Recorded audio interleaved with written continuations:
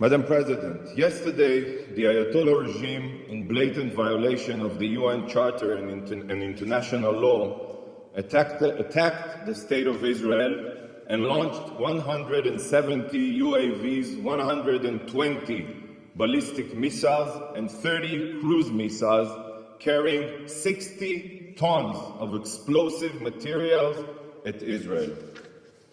This attack was launched from Iranian soil, as well as from Lebanon, Yemen, Syria, and Iraq.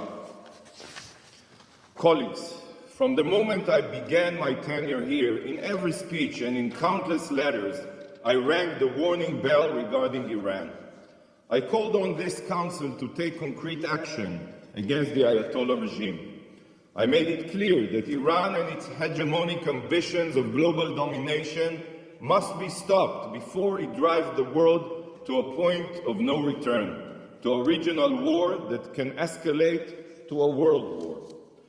Sadly, no action was taken, and last night the world witnessed an unprecedented escalation that serves as the clearest proof for what happens when warnings aren't heeded.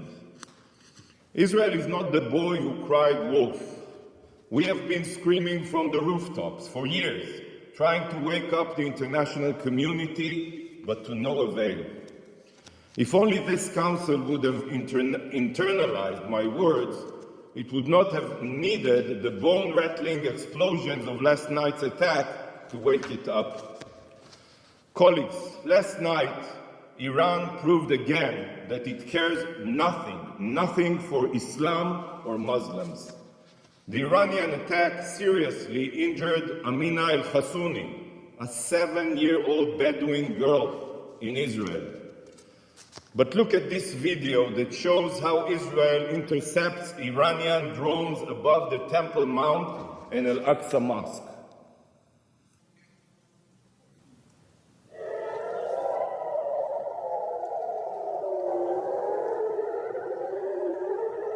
Here, you can look at it. This is the Al-Aqsa Mosque.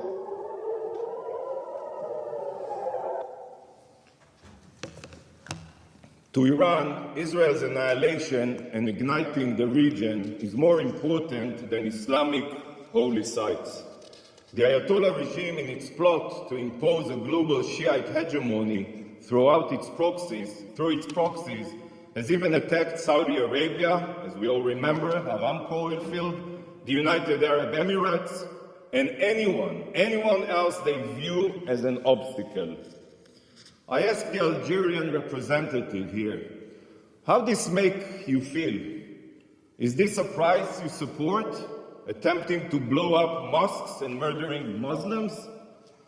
Yet, while this direct Iranian attack on Israel was the first of its kind, it is just the most recent chapter in a blood-soaked saga that started from the moment the Islamic Revolution reared its head. The Ayatollah regime has a clear plan.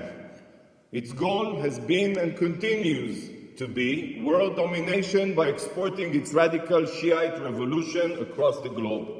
I assume you all know it. The Islamic regime of today is no different than the Third Reich, and Ayatollah Khamenei is no different than Adolf Hitler. Hitler's Third Reich was envisioned to be a 1,000-year empire stretching across continents, just as Khamenei envisions his radical Shiite hegemony to stretch across the region and beyond. This is why Iran arms themselves with intercontinental ballistic missiles, ICBMs.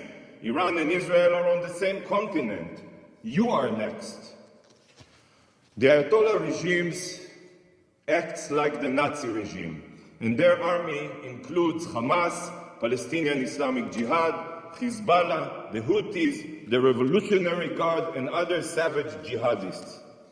Instead of shouting Sieg Heil, these radical Nazi Islamists scream death to Israel, death to America, death to England. Just like the Nazi regime, the Ayatollah regime sows death and destruction everywhere it touches. For the past years, Ukrainian civilians have been killed from the skies with Iranian weaponry. President Zelensky in condemnation of Iran's attack last night, said, and I quote, "The sound of Iranian Shahed drones, a tool of terror, is the same in the skies over the Middle East and Europe. This sound must serve as a wake-up call to the free world. Listen to President Zelensky and wake up." Just like the ever-reaching hand of the Wehrmacht, Iran struck Albania with cyber attacks and launches strikes against Kurds in Iraq. We all remember the 2021 attack on the oil tanker Mercer Street, in which British and Romanian crew members were killed. And just yesterday, Iran seized a Portuguese cargo ship. The crew being held right now by Iran includes Indian, Filipino, Pakistani, and Russian nationals. Iran threatens global maritime trade. Iran is not only a terror state, Iran is a pirate state. Colleagues, just this week, the court in Argentina held Iran directly responsible for the 1994 terror attack in Buenos Aires on the Jewish Community Center, which killed 85 people and wounded 300. And just like the Third Reich and their brutal SS officers, the Iranian regime not only spreads evil abroad, but also torments and murders their own citizens. In 2023 alone, the Ayatollah regime executed 834 Iranians. The regime oppresses women while murdering them for not wearing their hijab properly. When the Iranian people peacefully protest this brutality, they are suppressed by live ammunition. Hundreds of protesters were killed and thousands have been arrested. This is a regime that allows its own people to die of thirst in Isfahan, while it funds terror around the world with billions of dollars. What have you done to defend the world from Iran? Seriously, the entire globe is suffering from Iran, including the Iranian people. Please defend them. For years, the world has watched the rise of a Shiite Islamist Reich. Yet, just like during the rise of Nazism, the world has been silent, deafeningly silent. Mr. Secretary General, Iran has been violating Security Council resolutions and the UN Charter for years. They supply Hezbollah with weapons in violation of resolutions 1559 and 1701. They advance weapons proliferation in violation of resolution 2231. They violate resolutions 1540 and 2216. Why have you not used all possible means to condemn Iran and demand compliance? Why have you instead rolled out the red carpet for these genocidal jihadists? Why do you treat them as if they are interested in de-escalation when you know that the opposite is true? Colleagues, Iran's strategy has been crystal clear: arm, fund, and train terror proxies across the globe to carry out Iran's murderous scheme of domination. But today, the mask of Iranian deniability has been removed. No more hiding and no more bluffing. No more shirking of responsibility. Iran has attacked Israel from its own sovereign territory, publicly and proudly. The mask is off. Iran, the #1 global sponsor of terror, has exposed its true face as the destabilizer of the region and the world. And now, right now, is when the world must stop ignoring Iran's crimes and take action. As Iran's mask has fallen, the world's complacency must also fall. The mask comes off and the gloves must come on. The snooze button is no longer an option. The only option is to condemn Iran and utilize every means necessary to make them pay a heavy price for their horrible crimes. Iran and its axis of supporters must be shown that the civilized world will no longer stand idle. While many countries immediately condemned the attack, those who did not must ask themselves, how do you want history to remember you? Council members, last night's attack was a blatant violation of international law and the UN Charter. It was an act of utter escalation that can drag the entire region and world into war. But can you imagine if the attack was carried out under an Iranian nuclear umbrella? Or if some of Iran's missiles had nuclear warheads? The regime that launched an unprecedented strike on Israel, a fellow member state of the UN, is barreling towards nuclear capabilities. This is a terror state responsible for global destruction, and soon they will have nuclear capabilities. You all know that Iran is systematically violating the JCPOA and has enriched uranium up to 60% purity and even more. Iran's breakout time to produce an arsenal of nuclear weapons is now weeks, mere weeks. No concrete action has been taken, and the IAEA inspectors have been kept in the dark. Iran is on the verge of becoming a nuclear power. It should terrify every member of this council. Take a moment to think what would happen if Ayatollah Khamenei could have launched a nuclear bomb last night. Is this the world we want to live in? So, to the JCPOA signatories, I say, initiate the snapback mechanism today. Initiate it. Impose all possible sanctions on Iran before it's too late. We need a world led by Churchills, not Chamberlains. Colleagues, on October 7th, Hamas, with Iranian funding, with Iranian weaponry, with training, carried out the most brutal massacre of Jews since the Holocaust. They slaughtered our children. They burned entire communities. They raped our women. They took families hostage and are abusing 133 hostages. Hezbollah, with its Iranian arms and sponsorship, have fired thousands of rockets into Israel since October 7th, decimating towns. The Houthis, with Iranian weapons and instructions and intelligence, are firing at every merchant vessel that is suspected of having ties to Israel.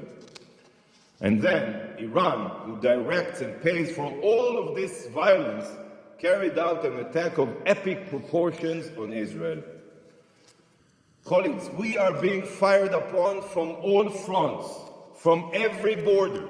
We are surrounded by Iran's terror proxies. The war in Gaza extends far broader than Israel and Hamas. All of the terror groups attacking Israel are tentacles of the same Shiite octopus, the Iranian octopus. So I ask you, and be honest with yourselves, what would you do? What would you do if you were in Israel's shoes? How would you react if your existence was threatened every single day? While the Ayatollah regime thinks, they only think, that Israel is a frog in a boiling water, that we are becoming accustomed to the threats on our survival and won't notice until it's too late, they are wrong. You are wrong. This attack crossed every red line, and Israel reserves the legal right to retaliate. We are not a frog in boiling water. We are a nation of lions. Following such a massive and direct attack on Israel, the entire world, let alone Israel, cannot settle for inaction. We will defend our future. Colleagues, despite the magnitude of the attack, 99% of Iran's UAVs and missiles were intercepted by Israel and our allies. I wish to take this opportunity to thank the United States and our partners for standing with us in defending Israel against the Ayatollah regime indiscriminate attacks. Yet, the fact that Israel's air defense proved to be superior does not change the brutality of the Iranian attack. Iran can no longer hide behind its proxies. It has now exposed itself as the terror exporting pariah state that it is, and it must, from now on, be treated as such. It's not enough to remove Iran from the UN Commission on the status of women. Iran is the world's worst human rights violator, and such a regime cannot hold any UN position. No more red carpet treatment here at the UN, no more appeasement. Today, the Council must take action. Condemn Iran for their terror, trigger the snapback mechanism and reimpose crippling sanctions, designate the Iranian Revolutionary Guard Corps as a terror organization. Action must be taken now, not for Israel's sake, not for the region's sake, but for the world's sake. Stop Iran today. Thank you, Madam President. I thank the representative of Israel and pass the floor to the representative of the Islamic Republic of Iran. Thank you.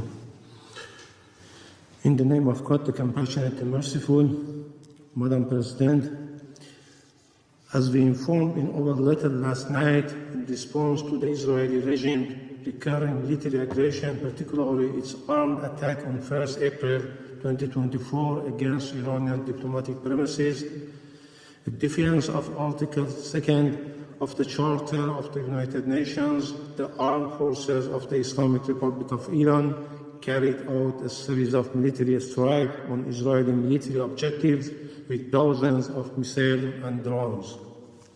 Iran's operation was entirely in the exercise of Iran's inherent right to self-defense as outlined in Article 51 of the Charter of the United Nations and recognized by international law. This concluded action was necessary and proportionate. It was precise and only targeted military objectives and carried out carefully to minimize the potential for escalation and prevent civilian harm. Madam President, we thank those members of the Council who condemned the Israeli armed attack against our diplomatic premises in Syria. Regrettably, in this chamber, certain members of the Council, including the US, UK, and France, have chosen once again to turn a blind eye to reality and overlook the root causes contributing to the current situation. In hypocritical behavior, these three countries falsely blamed and accused Iran without considering their own failures to uphold their international commitment to peace and security in the region. They made unsuccessful attempts to use lies, manipulate the narrative, spread disinformation, and engage in a destructive blame game. All the while, they deliberately disregarded Iran's inherent right to respond to the violation of a fundamental principle of international law, the inviolability of diplomatic representative and premises. Moreover, they ignored the underlying root causes of the current situation in the region. For over 6 months now, these countries, especially the United States, have shielded Israel from any responsibility for the Gaza massacre, while they have denied Iran inherent right to self-defense against the Israeli armed attack on our diplomatic premises. At the same time, they shamefully justified the Israeli massacre and genocide against the defenseless Palestinian people under the pretext of self-defense. They made cynical attempt to justify and cover up the atrocities of the Israeli regime against the people of Palestine by arbitrary and misleading interpretation of self-defense.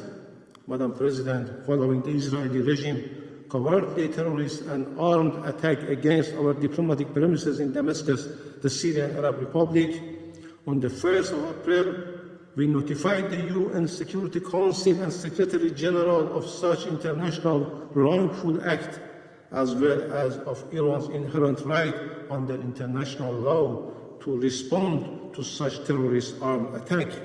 Also, in a phone conversation with the UN Secretary General on 2nd April, Iran Foreign Minister discussed the situation and called for taking appropriate action and a strong condemnation from the international community for this horrific crime.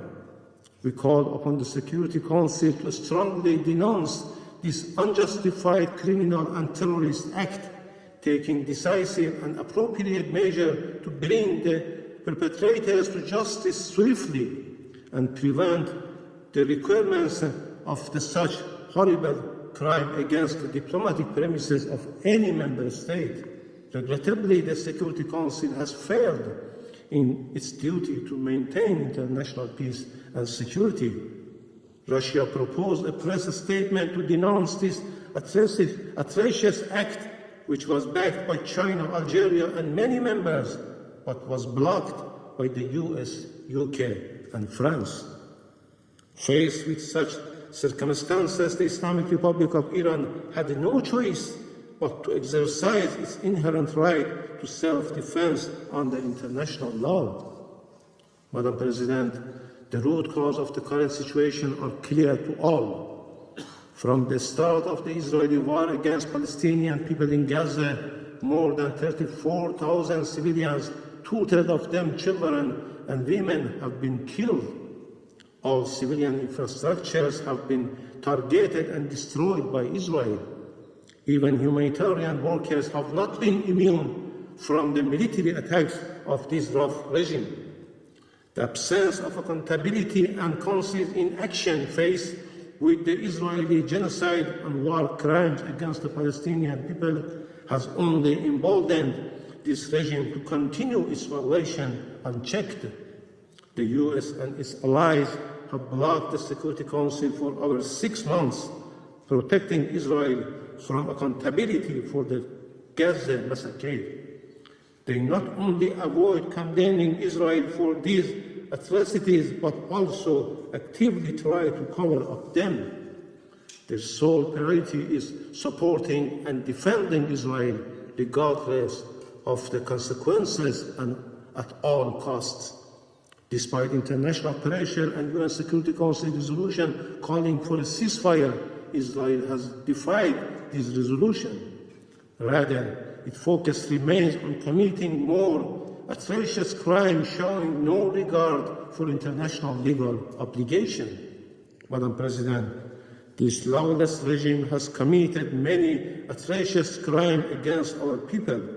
This regime blatantly and openly admitted its responsibility for the terrorist and destructive operation committed against Iranian officials, scientists, and civilians, and sabotage against our peaceful nuclear infrastructure in recent years. This Israeli regime even made explicit threats to use nuclear weapons against a sovereign member state of the United Nations. This terrorist regime is responsible for all criminal and terrorist acts committed against Iran and must bear the consequences. The Islamic Republic of Iran has warned time and again about the repercussions of the malicious activities of the regime on regional and international peace and security. Iran has exercised maximum restraint. Now it is time for the occupying regime to bear full responsibility for its consequences. This regime cannot avoid accountability. Madam President, Israel's ongoing destabilized and irresponsible action and atrocities against the nation in the region are a real threat to regional and international peace and security. The Israeli Prime Minister's policy seeks to expand and escalate the conflict in the region to stay in power. The member of the Security Council must not allow such an august body, the Security Council, to be held hostage to the ambitions of such a belligerent regime. It is time for the Security Council to shoulder its responsibility and address the real threat to international peace and security. The Security Council must promptly fulfill its duty under Chapter 7 of the Charter in response to Israeli reckless defiance. It must take urgent and punitive measures to compel this regime to stop its genocide and massacre against the people of Gaza and uphold its obligation, especially fully implement the UN Security Council resolution and legally binding orders of the International Court of Justice. The main and long-standing threat to the peace and security of our region is well known to all, and the attempts to conceal it through disinformation, a smear campaign, or baseless accusation against others are pointless and unfounded. Iran is never seeking to contribute to the spillover of the conflict in the region, nor does it to escalate or spread the tension to the entire region. Contrary to unfounded claims, Iran has no proxy in the region. No individual, group, or country act at the Iran behest. The US and Israeli regime attempt to label the resistance group in the region as the proxies or terrorists. Their sinister aim is only to justify and legalize their malicious and destabilized activities in the region.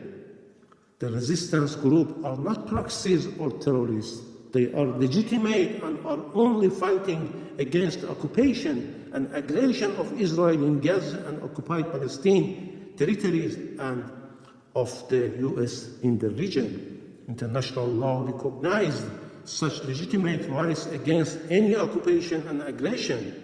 Instead, the US and the UK are fully responsible for all its decades-long aggressions and other crimes and unlawful measures in our region. Furthermore, they are responsible for all crimes of the Israeli regime, as it cannot commit any of such savage crimes in Gaza without the consent, order, and all-out political, financial, and military support of and a collaboration with the United States and the UK. We reject the allegation made by the Israeli regime at this meeting. Such false and unfounded claims don't merit to response. Madam President, as a responsible member of the United Nations, the Islamic Republic of Iran is committed to the purpose and principles enshrined in the Charter of the United Nations, reaffirms once more its commitment to the maintenance of international peace and security.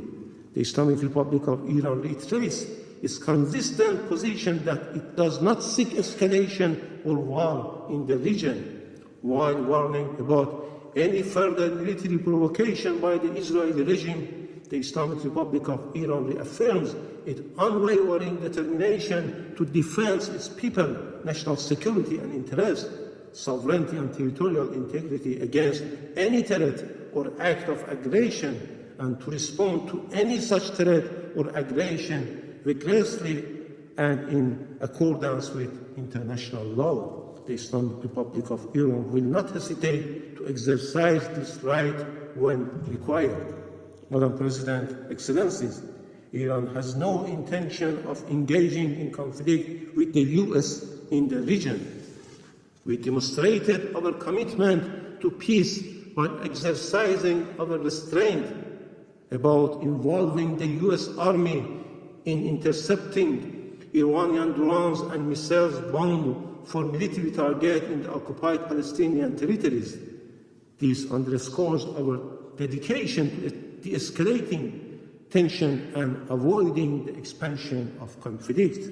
However, if the US initiates military operation against Iran, its citizens, or its security and interests, Iran will use its inherent right to respond proportionately.